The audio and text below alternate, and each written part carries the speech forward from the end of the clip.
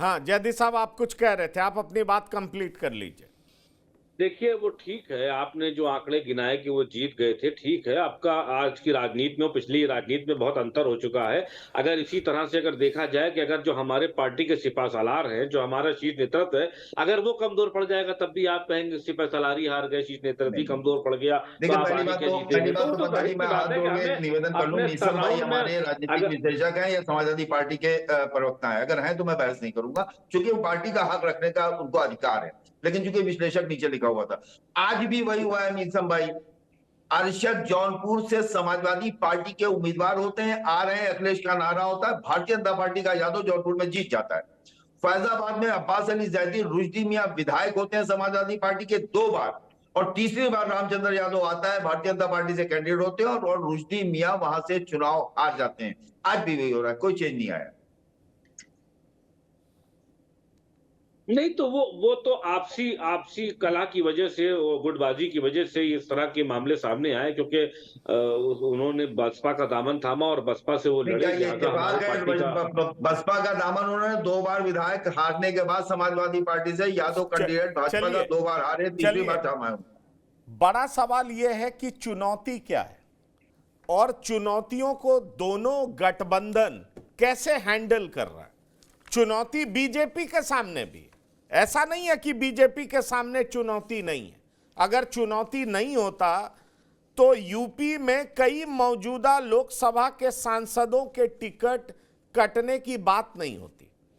गाजियाबाद से वीके सिंह का ticket cut सकता है, समझिए, वो मंत्री हैं लेकिन उनके नाम की घोषणा नहीं हुई है।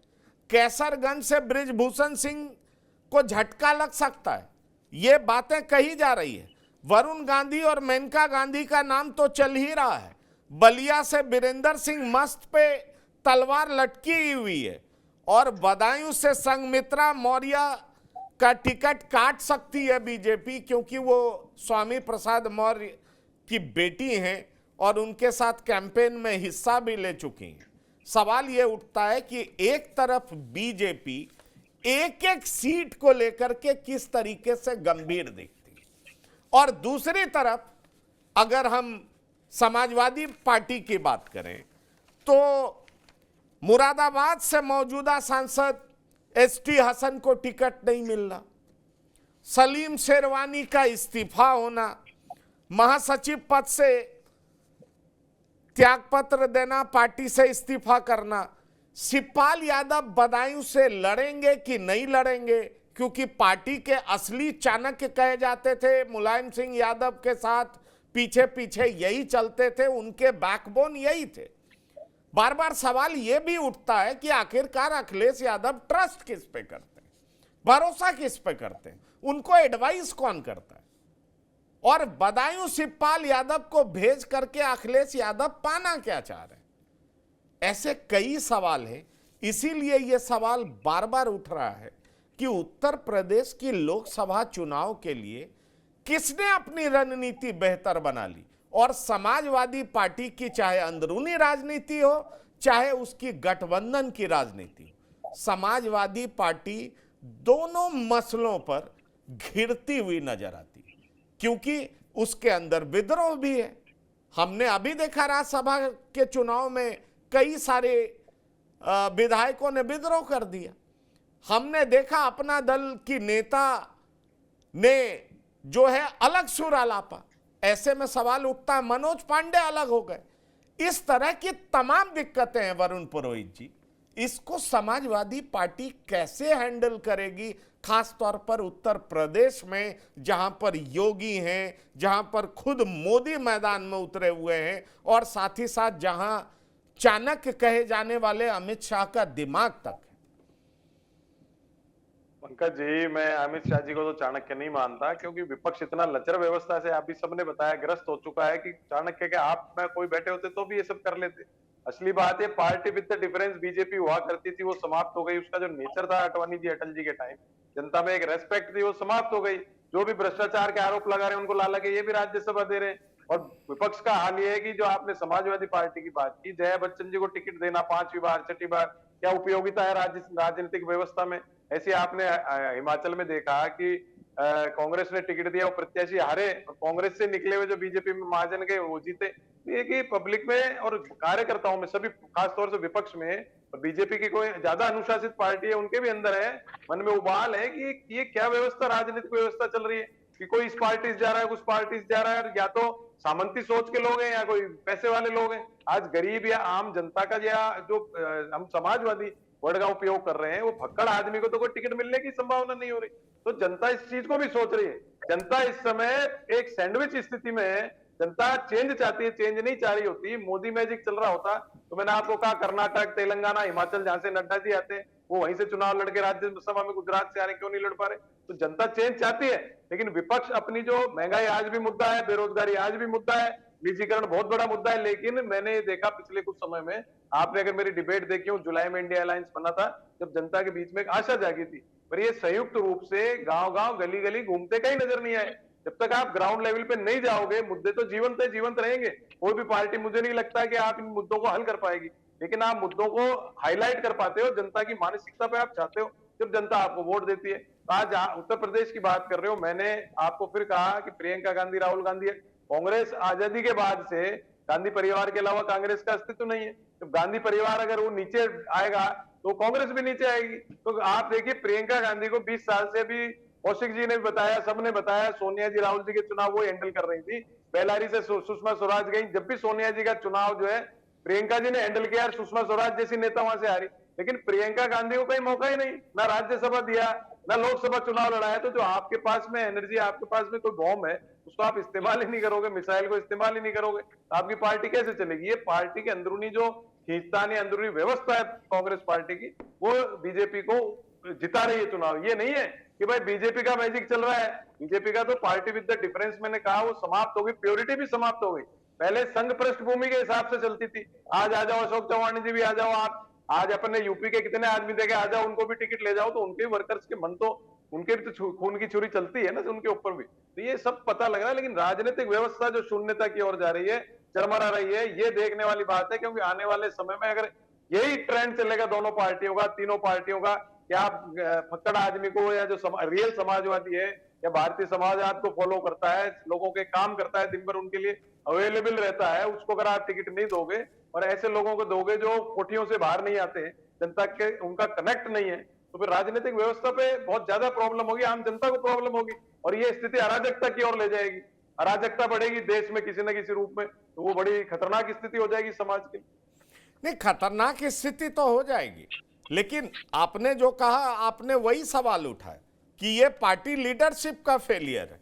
अब जहां पे अजय कपूर, कानपुर के 3 बार के विधायक अजय कपूर ने पार्टी छोड़ दी, ये बताइए, पीएल पूनिया चर्चा में है कि वो पार्टी छोड़ देंगे। सवाल ये उठता है कि अगर इस तरह के लोग पार्टी छोड़ देते हैं, और पहले ही आपने देखा कि किस तरीके से जितेंद्र प्रसाद के बेटे सुपुत्र वो पार्टी छोड़ चुके हैं, आरएसएन सिंह वो पार्टी छोड़ चुके हैं, आपके सारे चाहे यंग टर्क हो, जो आपको लग रहा था सेकेंड लाइन की लीडरशिप होगी, वो पार्टी छोड़ रही है, बूढ़े जो हैं पता नहीं वो इतनी मजबूत पकड़ बनाए हुए हैं कि आप उनको हटा नहीं पाते। सवाल ये उठता है कि जब आपकी स्थिति इतनी खराब होती है तो बीजेपी जैसी पार्टी से आप लड़ेंगे कैसे? पंकज जी, मैं 10 सेकंड लूंगा, फिर आप 10 सेकंड में ही बताना चाह रहा हूं। मैं वही ला रहा था उस बात पे, किस प्रकार आपने जिनके नाम लिए है ना, ये ग्राउंड से नहीं आ गए, इनके पिताजी और तो थे, सब सड़क पे भी थे, ग्राउंड पे भी थे। तो कांग्रेस जिन लोगों को ला करके आगे, जिनको राहुल गांधी जी ने इन्होंने बढ़ावा दिया, अभी इन्होंने सचिन पायलट का नाम दिया, राजेश पायलट क्या थे, सचिन पायलट क्या है, जितेंद्र प्रसाद जी क्या थे, जितिन प्रसाद क्या है, आरपीएन सिंह के पिताजी सीपीएन सिंह क्या थे। तो जिनके बेटे बेटी का मतलब थोड़ी उनके बेटे बेटी हो गए तो आप उनको ले आओगे, वो ले आएंगे तो आप डायरेक्ट हेलीकॉप्टर से लाओगे, तो फिर वो कैसे जनता के बीच में जुड़ाओगे? तो लोग है ही नहीं। ग्रास रूट को जब तक आप उभारोगे नहीं, पार्टी उभर के नहीं आ सकती। वही तो मैंने कहा, विपक्ष जो है वो इस लचर व्यवस्था में है। आज भी देखिए, कई लोग, अभी नवजोत सिद्धू ने मना कर दिया लड़ने से। नवजोत सिद्धू बीजेपी में रह के भी क्या कर रहे थे, पंजाब में उनको जबरदस्ती भेज के पंजाब को खराब किया। तो ये जो सेंट्रल सिस्टम है कांग्रेस पार्टी का, वो दुरुस्त नहीं होगा। तो क्योंकि सबसे बड़ा दल आज भी वही है, उसी के आदमी लेके बीजेपी भी सरकारें बना रही है। तो वो अगर एक वैचारिक संगठन जो हमारे देश का था, वो लचर व्यवस्था में जाता है, तो राजनीतिक व्यवस्था इतर बितर हो रही है। मेरा कहने का अर्थ यही है, जो आप जो कह रहे हो उन्हीं लोगों को जिनसे कांग्रेस खराब हुई वो बीजेपी ले लेके बना रही है। तो बीजेपी की जो पार्टी विद डिफरेंस थी वो अगर खराब हो जाएगी तो दो देश की बड़ी पार्टियों का व्यवस्था खत्म हो नहीं, जाएगी। पर सवाल ये राजनीतिक होता है व्यवस्था कि बीजेपी अपने मुद्दों से समझौता नहीं कर रही है ना। बीजेपी का मुद्दा 370 था, उस पर समझौता नहीं की।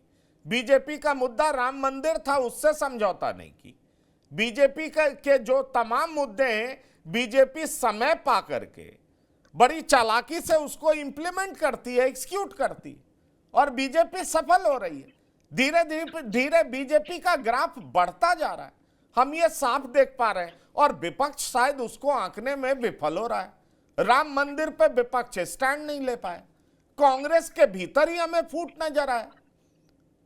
आप देख लें, ऐसे में सवाल उठता है कि उत्तर प्रदेश जैसे राज्यों में जहां 80 लोकसभा सीटें हैं, समाजवादी पार्टी सीएए का खुल करके विरोध नहीं कर पाती है। विरोध करती है लेकिन इनडायरेक्ट तरीके से कुछ लिखती है, तो यह पता ही नहीं चलता है कि इधर है या उधर है। ऐसे में इन पार्टी पे, इन नेताओं पे, जैसे मुलायम सिंह थे, अच्छे स्टैंड ले या बुरे स्टैंड ले, पर स्टैंड लेते थे, और इसलिए उनका साथ लोगों का बना रहता था। अभी ये सवाल उठता है कि समाजवादी पार्टी भी स्टैंड नहीं ले पाती। क्या अनुपम मिश्रा जी, आपको नहीं लगता कि ये सारी वजह हैं जिस वजह से बीजेपी कभी 74, कभी 75, ये जो सर्वेज भी आ रहे हैं उसमें भी साफ प्रतीत होता है कि बीजेपी ने इस तरीके से अपनी रणनीति सेट कर ली है कि विपक्ष कहीं आमने सामने दिखाई नहीं पड़ता है। पंकज भाई, बहुत सर्वे को मैं महत्व नहीं देता हूँ। I have a very healthy respect for Indian electorate. हमारा जो देश का एक जनमानस है, ये कब किसको कहाँ उठा दे, कहाँ गिरा दे, कोई कुछ कह नहीं सकता। आईबी ने रिपोर्ट, आप सर्वे की बात करते हैं, आईबी ने रिपोर्ट दी थी इंदिरा गांधी को 70 में कि भैया चुनाव करा लीजिए, आप जीत जाएंगे। Indira Gandhi was wiped out. IB से अच्छा सर्वे किसने किया? वो सब मैं नहीं मानता, लेकिन हाँ, मैं जनता के बीच में घूमता हूँ, लोगों के बीच में घूमता हूँ, और मुझे लगता है कि हाँ, भाजपा के पक्ष में बहुत बहुत जबरदस्त लहर है। लहर क्या मतलब, आप समझ लीजिए उनका कोई मुकाबला नहीं है, सामने कोई है नहीं। अब ये सिद्धू की बात कर रहे थे, भाई कांग्रेस से कोई लड़ने, पंकज भाई आपके अगले प्रोग्राम में मैं पूरी सूची तैयार करके दिखाऊंगा। इनफैक्ट मैं कह रहा हूं तो हर आदमी गूगल कर सकता है। भारतीय जनता पार्टी के 10 साल के राज में कांग्रेस के 15 पूर्व मुख्यमंत्री भाजपा में चले गए। 15 पूर्व मुख्यमंत्री भाजपा में चले गए। आप जरा सोचे, एक मुख्यमंत्री कैसे बनता है, उसके पीछे कितना इकोसिस्टम होता है, उसके पीछे कितनी व्यवस्था होती है, सपोर्टर्स होती है। किसका माइक कौन है? बहुत तेज आवाज आ रही है। तो इसके पीछे कितना जबरदस्त एक उस पार्टी का एक स्ट्रक्चर होता है, कितने सपोर्टर्स होते हैं। और अगर आप दो पूर्व मुख्यमंत्री वहां जिन्हें भाजपा ले नहीं रही है वरना जा चुके हो। हाँ, दो ऐसे कि जो ले नहीं रही, वो ना जा चुके होते हैं। अरे वो मुख्यमंत्री छोड़िए, अभी उत्तर प्रदेश में जो नॉन मुख्यमंत्री कई जा चुके होते हैं। तब भाजपा, मैं प्रयागराज में बैठा हूँ, रेवती रमन सिंह यहाँ पे भाजपा में जाने के लिए जिद के एकदम समाजवादी पार्टी के संस्थापक सदस्य हैं। जो कोई जमाने में सत्ता की त्रिमूर्ति खड़े होते थे, मुलायम सिंह यादव, बेनी बाबू के साथ, वो जाने को आमादा है, भाजपा ले नहीं रही। शिवपाल यादव ने कितने दिन तक भगवान राम की फोटो लगा के ट्विटर खेला कुछ। देखिए ऐसी बात, 15 मुख्यमंत्री आके चले गए। हमारी ना सुने, सर्वे की ना सुने, आप अपने जो कांग्रेसमैन आपके छोड़ो, और ये जो 15 मुख्यमंत्री गए डायनास्टी गए हैं, किसी किसी के बच्चे नहीं गए ये। वो देखिए अभी, और अब उधर भारतीय जनता पार्टी के भी 2 मुख्यमंत्री ऐसे हैं पंकज भाई, जिन्होंने अपना राजनीतिक जीवन ग्राम प्रधान से शुरू किया। अभी आप अभी राज्यसभा की बात कर रहे थे सैयद कासिम साहब, मैं आपको बताऊं, प्रतापगढ़ से राज्यसभा में जिस आदमी को भेजा है मौर्या को, आप उसका जरा उसका कलेजा सुने। 2019 में उसको टिकट दिया गया, वो लोकसभा लड़ना चाहता था, तो उसको टिकट दिया गया कि साहब ये अपना दल के कोटे में चली गई सीट, तुम ऐसा करो तुम अपना दल के कोटे से लड़ जाओ और तुम जीत लो। तो उन्होंने कहा नहीं साहब, मैं जिंदगी भर भाजपा ही रहा हूं और संघ का आदमी हूं, और अगर मेरे पीछे कहते मेरी पार्टी का सिंबल नहीं तो मुझे संसद में ही नहीं जाना। उसने संसद छोड़ दिया और फिर अपना दल का कैंडिडेट लड़ा और जीत गए संसद। तो ऐसे में उस आदमी को भेजा, उन्होंने सब्जी बेच रहा था, सब्जी बेचने वाले को भेज दिया उन्होंने संसद में। और वह देखो सैयद कासिम साहब बता रहे हैं कि आपको राज्यसभा भेजना है तो विधानसभा भेजना है तो आप चाचा भतीजे और पत्नी की सीट मैनेज करते हैं। आखिरी बात कह दूं, अभी देखिए आप देखिए उन्होंने भेजा, सुधा मूर्ति को भेजा राज्यसभा। सुधा मूर्ति लाखों जॉब पैदा कर चुकी है, सैकड़ों ऑर्फेनेजेस चलाती है, अनाथ बच्चे कैंसर में काम करती है, सरकारी स्कूलों में कंप्यूटर लगाती है।